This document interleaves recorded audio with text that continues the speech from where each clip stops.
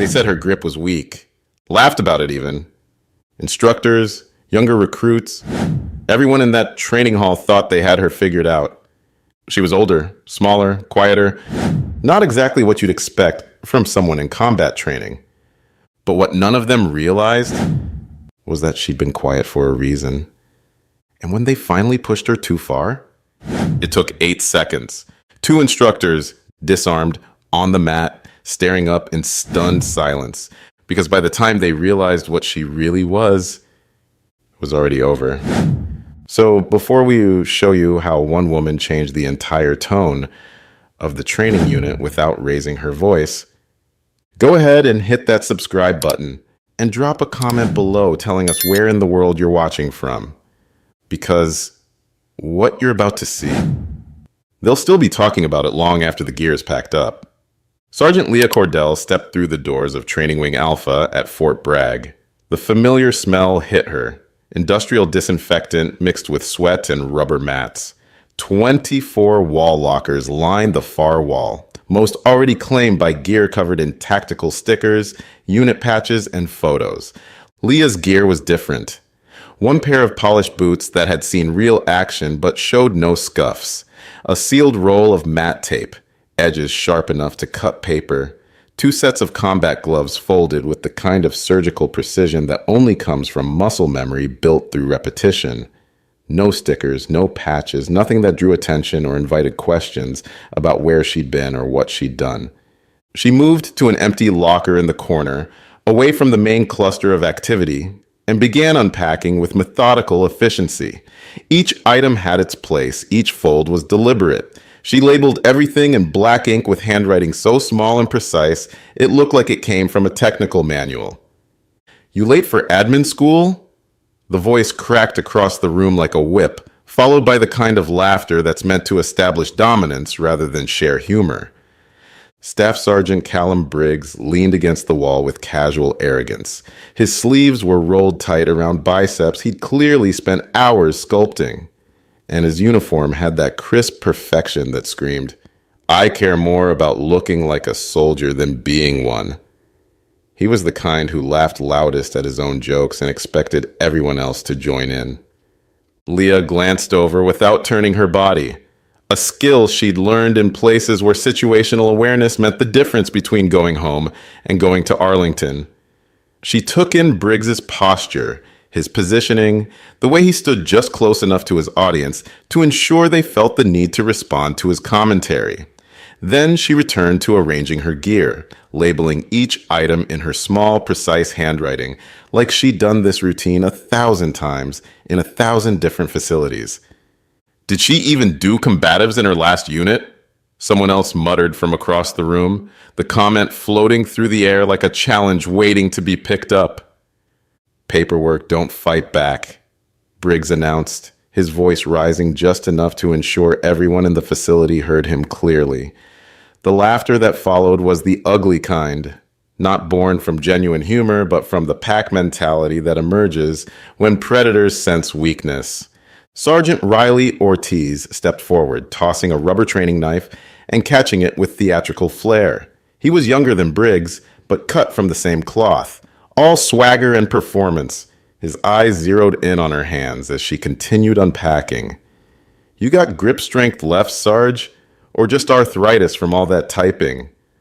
The comment drew more laughter, the sound echoing off the concrete walls and creating an atmosphere that felt more like a locker room hazing ritual than a professional training environment. Leah could feel the weight of 24 sets of eyes on her, waiting to see how she'd respond, whether she'd rise to the bait or fold under the pressure. She didn't do either. Instead, she closed her locker with the gentle precision of someone who never wasted motion, never expended energy unnecessarily.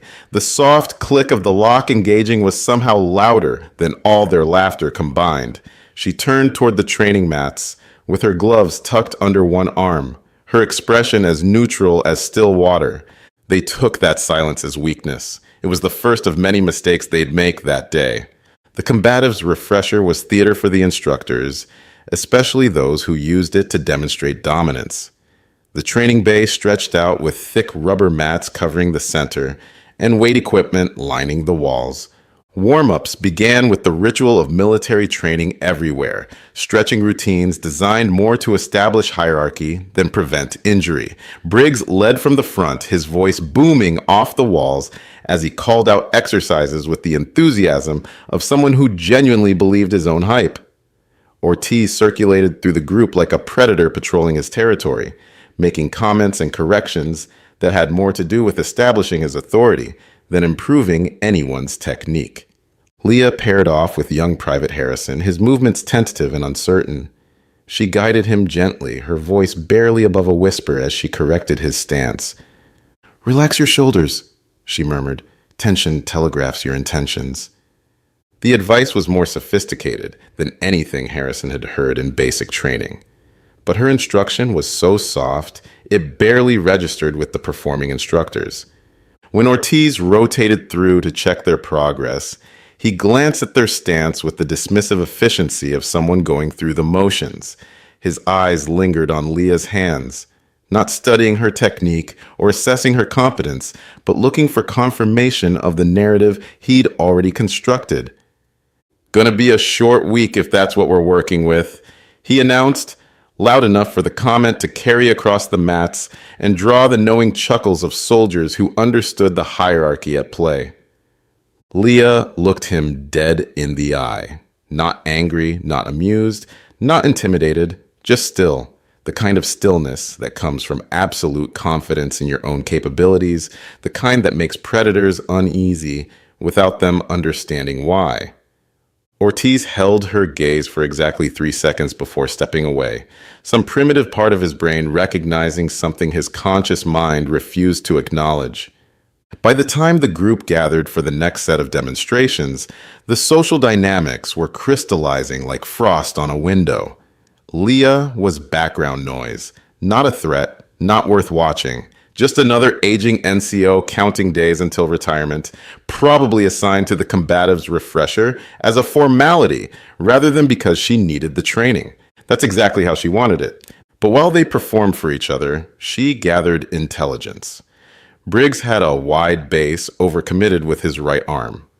Ortiz was technically sound, but constantly distracted, seeking validation from the crowd. They were competent instructors, but neither was truly aware of what it looked like when someone didn't need to prove anything. They hadn't clocked her at all.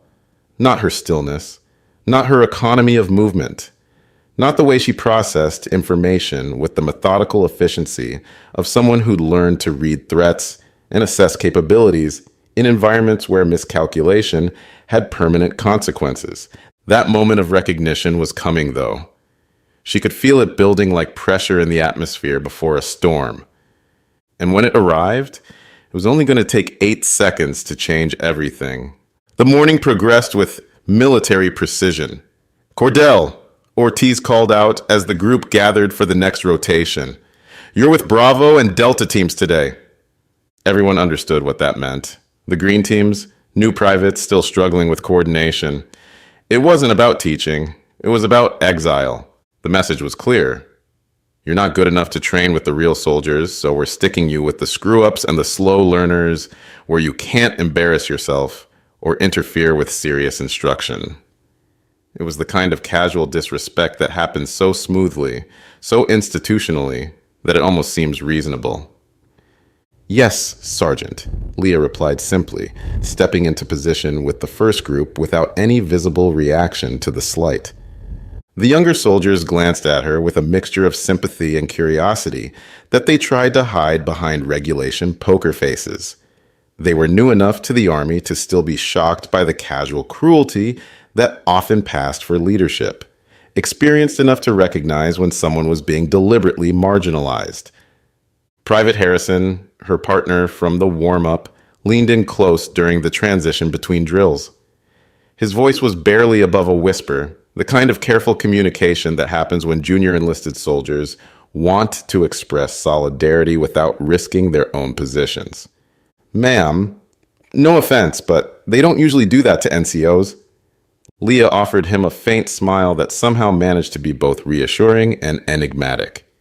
"Just focus on your footwork." she said quietly, adjusting his stance with the palm of her hand. And so she worked her way through the rotations like a ghost moving through a machine designed to ignore her. Her guidance was quiet, but surgical in its precision.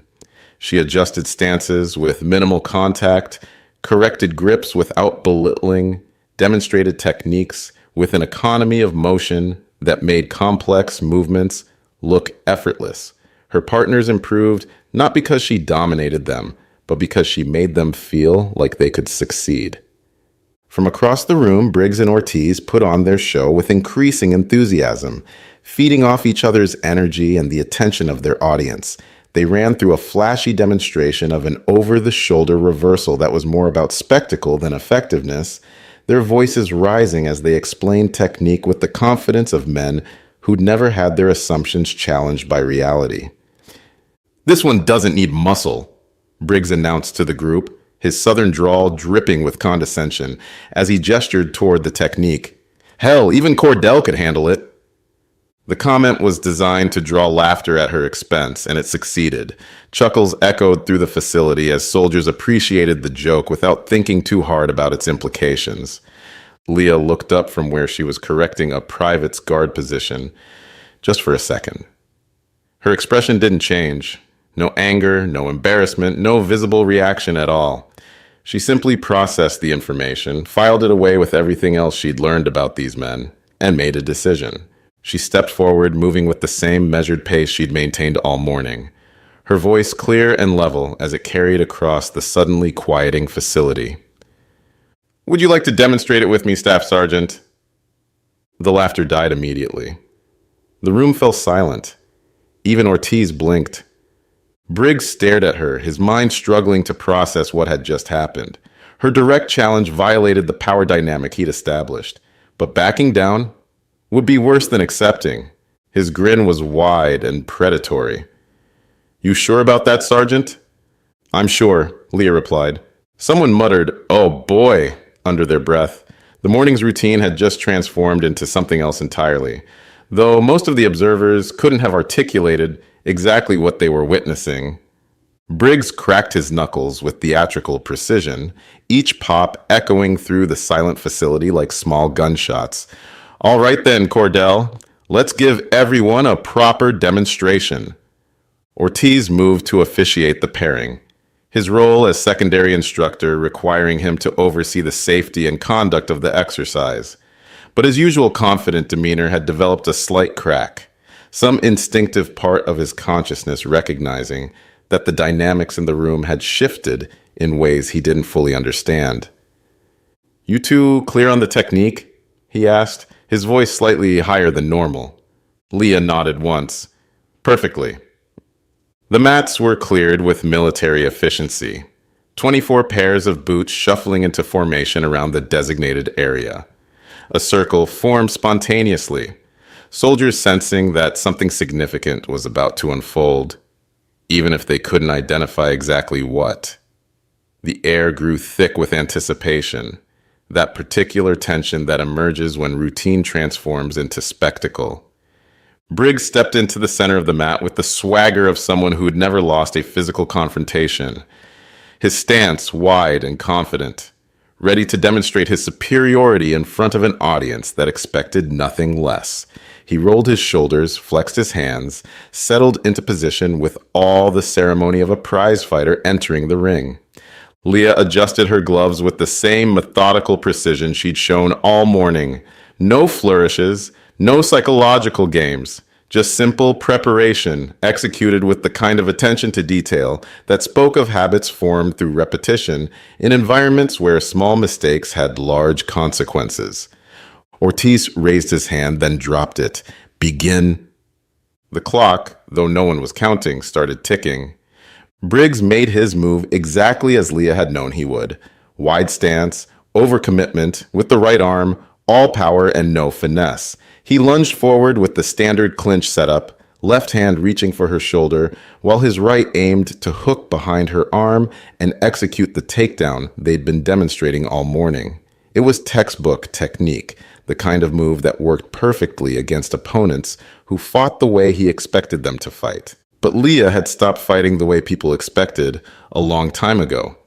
She didn't resist his forward momentum. Instead, she used it. Her center of gravity dropped in an instant, her body flowing like water around his crude attempt at control. She ducked beneath his reaching arm with liquid precision, rotated hard off her left foot, and trapped his dominant wrist under her forearm with a grip that felt like steel cable tightening around bone. Briggs was caught completely off balance, his 220 pounds of muscle suddenly working against him as Leah redirected his momentum with surgical precision. By the time his brain registered what was happening, she had already pivoted behind him, one knee positioned between his legs for leverage, the other planted like an anchor point in concrete. With one controlled jerk, not violent, not excessive, just perfectly calculated, she sent him flying forward onto the mat. He hit the padded surface with a sound like a side of beef dropping from a great height, the impact driving every molecule of air from his lungs in a whoosh that seemed to echo through the silent facility. Before the grunt of impact had even finished leaving his throat, Leah's left elbow was already positioned against his neck, with just enough pressure to make her point without causing injury. And her right hand was holding the rubber training weapon she'd just unholstered from his hip, with the kind of smooth efficiency that spoke of countless repetitions in situations where rubber wasn't involved. She didn't point it at him. She didn't make threats. She simply held it, the implications clear to everyone watching. "Stop!" Ortiz shouted, his voice cracking like a teenager's, but the word barely registered in the profound silence that had settled over the facility. From first contact to final disarm, the entire sequence had taken exactly 8 seconds. 8 seconds to completely rewrite the power structure of the room and establish a new reality that no one had seen coming. Leah stood slowly, her movements fluid and controlled, no wasted motion or unnecessary drama. She walked to Ortiz with the same measured pace she'd maintained all morning and handed him the rubber weapon without comment, as if she'd just completed a routine drill instead of delivering a masterclass in applied violence. Then she turned to Briggs, who was still lying on the mat with his chest heaving and his face flushed red, not from exertion, but from the kind of humiliation that cuts deeper than any physical injury. She extended her hand to him with the same quiet courtesy she'd shown the junior soldiers during training. Her voice was soft enough that only those closest could hear, but her words carried the weight of absolute finality. "That's what we're working with." The same phrase Ortiz had thrown at her earlier, returned without anger or emphasis, just a simple statement of fact, delivered with the kind of quiet authority that doesn't need to be loud to be heard.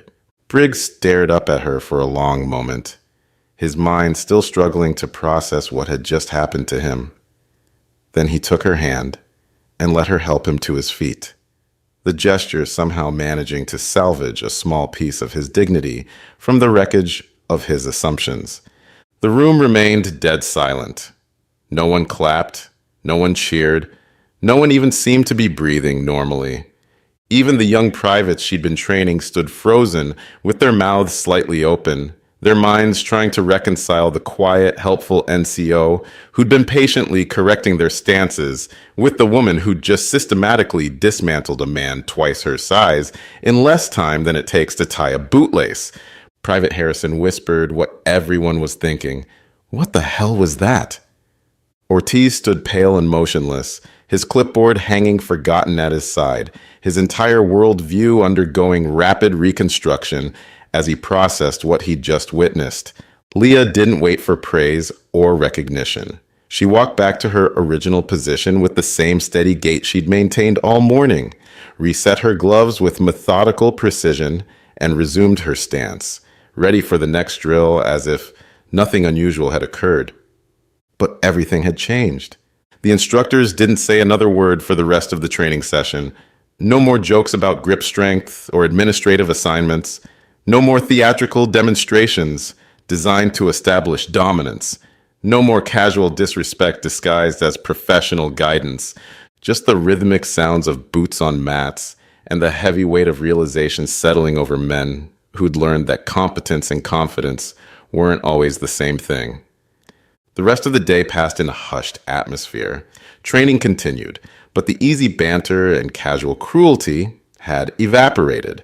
Leah continued working with the junior teams exactly as before, patient, methodical, quietly effective.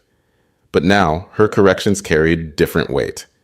By late afternoon, the bay had emptied except for a few soldiers cleaning equipment.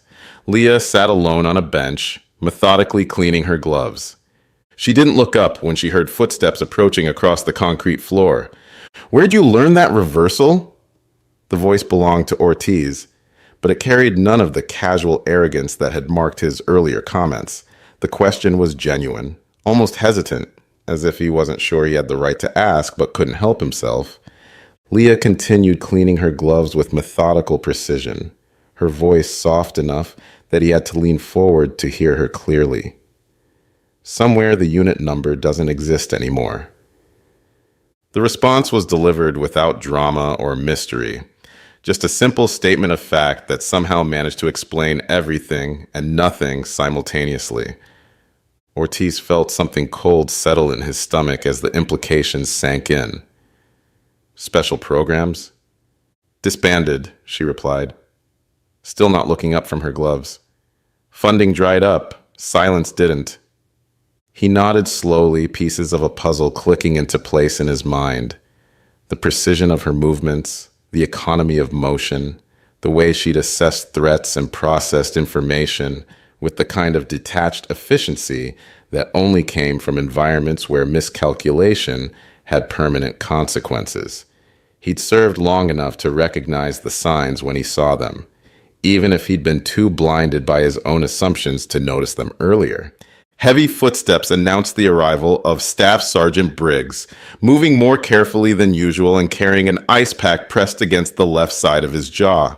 The bruise was already forming, a purple-black reminder of how quickly confidence could transform into humiliation when it met competence unprepared.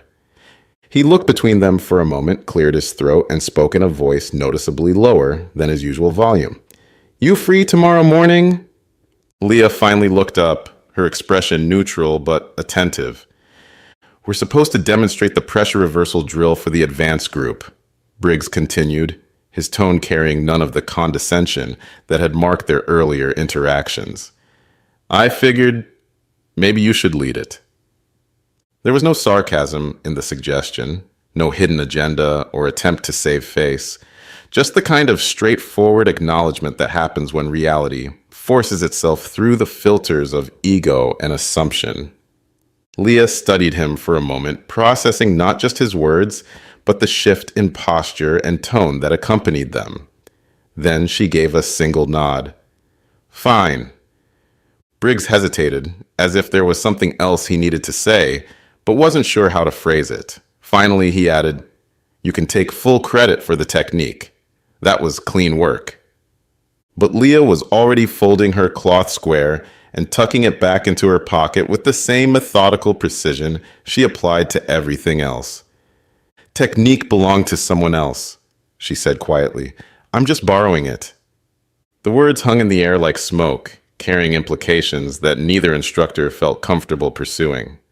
They'd learned enough about making assumptions for one day. The next morning brought overcast skies and the kind of crisp air that made every sound seem sharper, more defined. The training facility filled with soldiers moving through their pre-drill routines, but the atmosphere was different from the previous day. Focused, respectful. The easy camaraderie was still there, but it was tempered by a new awareness that competence could come in unexpected packages. When Leah walked onto the mats to begin the pressure reversal demonstration, the facility fell silent, with the kind of attention usually reserved for commanding officers or live fire exercises. She moved with the same steady efficiency she'd shown from day one, but now that efficiency was recognized for what it had always been, the practiced economy of someone who'd learned to waste neither motion nor energy. Her demonstration was flawless, each movement precise, each transition smooth, each technique executed with the kind of casual competence that made complex maneuvers look effortless. Briggs served as her partner throughout the rotation, following her lead without question or commentary. His role transformed from dominant instructor to supportive assistant.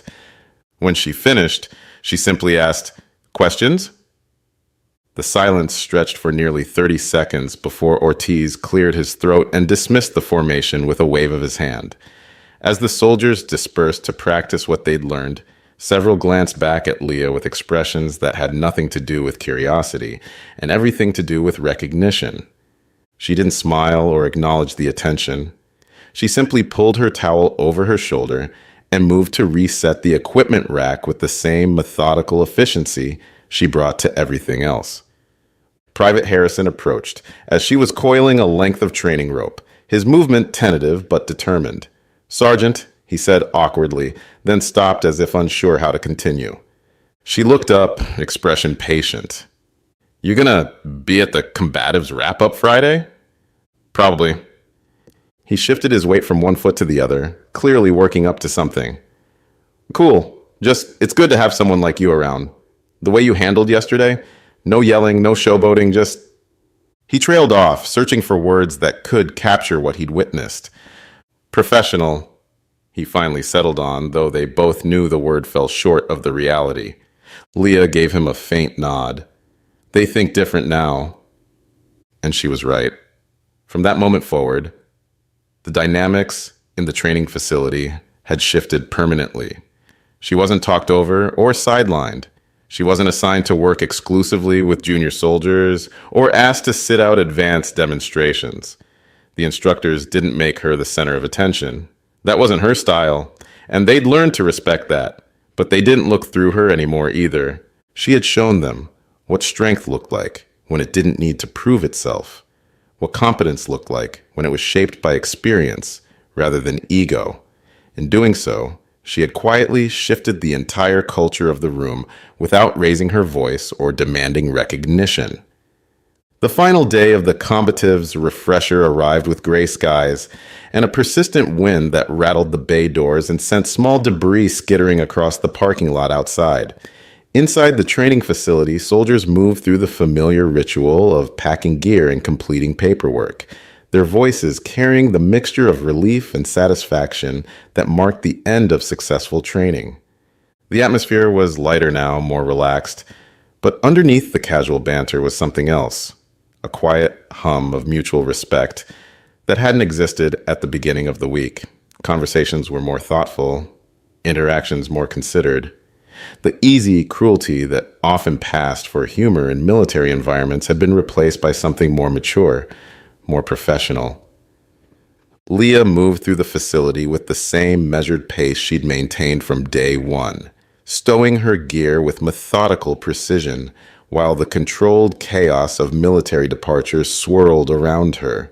Her duffel bag sat open on the bench, each item finding its designated place through muscle memory developed over years of similar departures from similar facilities.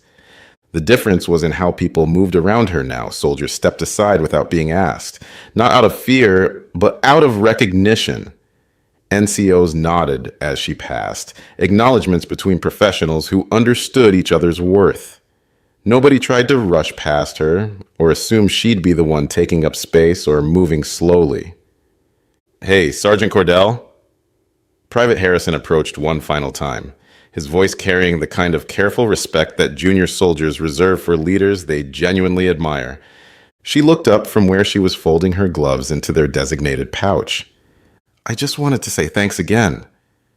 Not just for yesterday, but for, I don't know, the way you carry yourself, the way you handled everything." He scratched at his temple, clearly struggling to articulate something important. Most people would have rubbed it in, made a big deal about proving those guys wrong, but you didn't even gloat.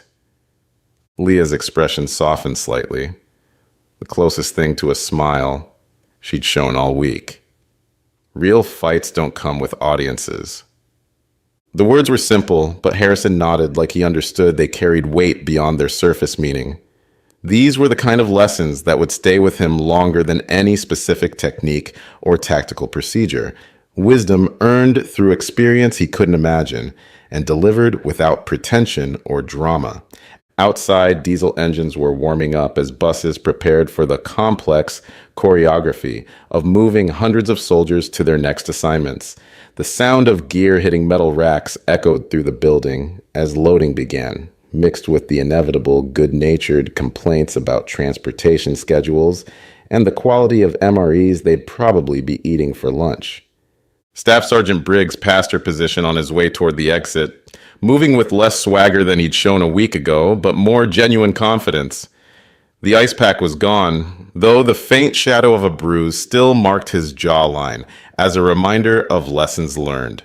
When he caught her eye, he gave her a nod that was quick, respectful, and completely free of the theatrical gestures that had marked their earlier interactions. Leah returned the acknowledgement with a slight tilt of her head, a gesture so subtle it might have been mistaken for coincidence by anyone who hadn't learned to read the language of professional respect. When the facility was nearly empty, she knelt beside the edge of the training mat and ran her hand along the surface one final time, not out of sentiment or nostalgia, but as a form of confirmation. She had completed what she came to do, contributed what she could contribute, and left the place slightly better than she'd found it. She stood, shouldered her duffel bag with practiced efficiency, and walked toward the exit without ceremony or fanfare. No salutes, no crowds, no speeches about lessons learned or bridges built. But everyone who saw her leave that facility understood two fundamental truths that would shape how they approached leadership and competence for the rest of their careers. They wouldn't forget her, and they wouldn't make the mistake of confusing quiet with weak ever again. The heavy metal doors swung shut behind her with a soft pneumatic hiss, sealing off the controlled environment of the training facility and returning it to the routine rhythm of military education. But the lessons she taught, not through lectures or PowerPoint presentations, but through 8 seconds of perfectly applied technique and 4 days of quiet professionalism, would echo through that space long after her footsteps had faded. In a world that often confused volume with authority and aggression with strength, Sergeant Leah Cordell had reminded an entire roomful of warriors what real competence looked like when it didn't need to prove itself to anyone. And sometimes that's the most powerful lesson of all.